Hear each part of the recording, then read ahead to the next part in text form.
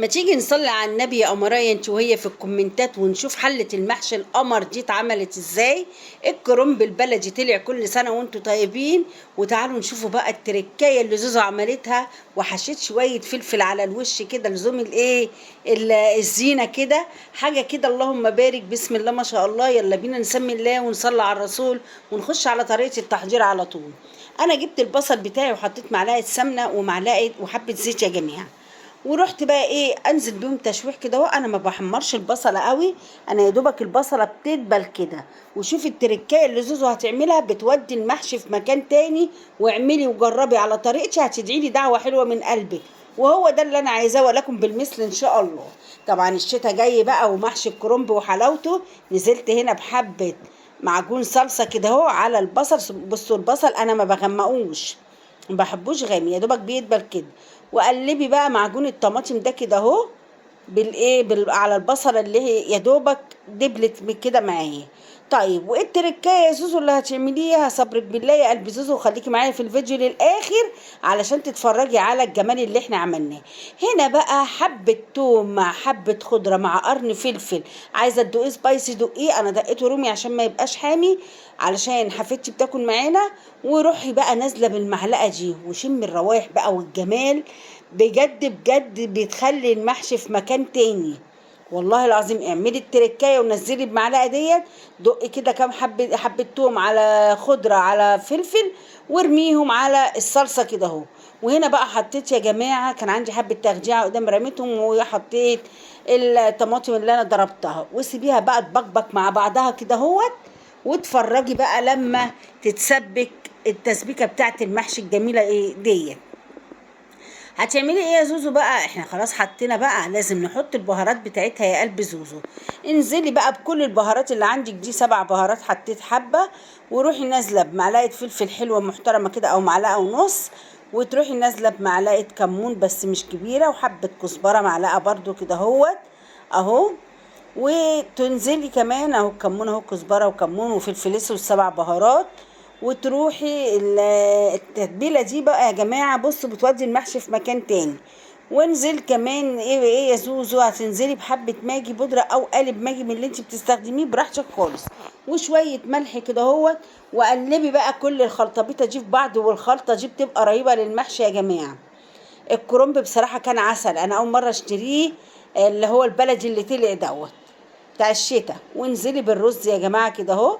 انا بنزل بالرز الاول، وبعد كده اهوت بكون مقصقصه الخضره بالمقص بتاعي، واروح نازله عليه عشان الخضره ما تتبلش قوي، تبقى مصحصحه كده في قلب الخلطه بالرز اهو. قلبي كده. انا يعني من عادتي يا جماعه بحب اشيل حبه تسبيكه كده تشجيعه بتاعه المحشي.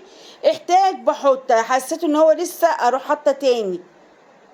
الرز خلص وعايزه تكملي المحشي بتحطي حبه رز على التغجيع اهو. بصوا بقى اللون والجمال يا جماعه.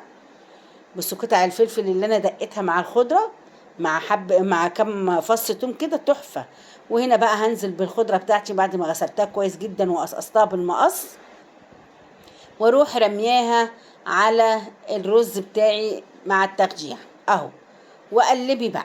وطبعا انا كنت سلقه الكرنبايه وقطعتها ووضبتها. سلق الكرنباه وتقطيعه ده هعمل لكم فيديو ليه لوحده كده، علشان طريقه سهله جدا هوريها لكم. وهنا بقى جهزت ايه الحله بتاعتي، وحطيت في قاع الحله كده عروق الكرنب اهو. عايزه تقطعي طماطم حطي. وهنا الكرنب بتاعي كنت ايه سلقته وقطعته ووضبته، وحله الرز بتاعي. وبعد كده يا زوزو هتعملي ايه؟ هحشي بقى الحله الجميله ديت. واتفرجوا على الجمال بتاع المحشي يا جماعه. واروح متبله بقى نازله تتبيله فيه اهو. حبه فلفل اسود على حبه بهارات على شعر الكمون كده على حبه ملح حبه ماجي. وتنزلي بكل التوابل دي كده على المحشي. بصوا الجمال. وانا قلت لكم شايله حبه تخجيعه، وكنت كمان شايله خضره لان انا جبت خضره كتير. جبت خضره كتير في غلو الخضره ده. الله المعين. اهو نزلت بالبهارات بتاعتي كده اهوت يا جماعه. يلا يا ستي البنات انت وهي اللايك الجميل اللي من ايدك اللي هتحطيه. ولو جديده نوريني في قناتي علشان يجيلك من زوزو كل جديد يا قلب زوزو. وهنا بقى يا ستي البنات هحط الشوربه بتاعتي كده اهوت. كنا عاملين فراخ بلدي اهو. ورحت نازله بالشوربه. ما تزوديش الشوربه قوي، ورجي كده الحله علشان الشوربه تنزل لتحت ويستوي فوق زي تحت. فاض معايا حبه رز، قلت اخد شويه كام قرن فلفل دول كده واحشيهم. احنا بنعشق الفلفل الرومي ده في الحشو يا جماعه، بيبقى ريحته وطعمه جميل جدا. اهو برج الحله كده اهو علشان الشوربه تنزل لتحت، ومش بصوا بتبقبق ازاي وبتنزل الشوربه تحت. ومش ازود الشوربه جامد، يا دوبك يعني ايه، بس كده.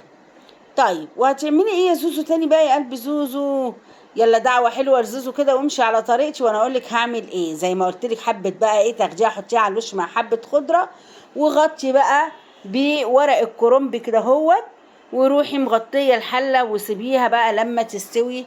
واول ما تشرب وطي عليها تستوي براحتها علشان ما تلسعش مني. وهنا كان احلى محشي فلفل، واحلى محشي كرنب يا جماعه بلدي، كان حاجه قمر. بسم الله ما شاء الله اللهم بارك. يلا يا حبيبه قلبي لايك وشير للفيديو كتير كتير. شايفاكي اللي قاعده ما صليتيش على النبي في الكومنتات، صلي على الرسول وسمي الله كده اهو، تخلي حياتنا ربنا يباركها. سوري يا جماعه. يلا يا امراء لايك وشير، والسلام عليكم ورحمه الله.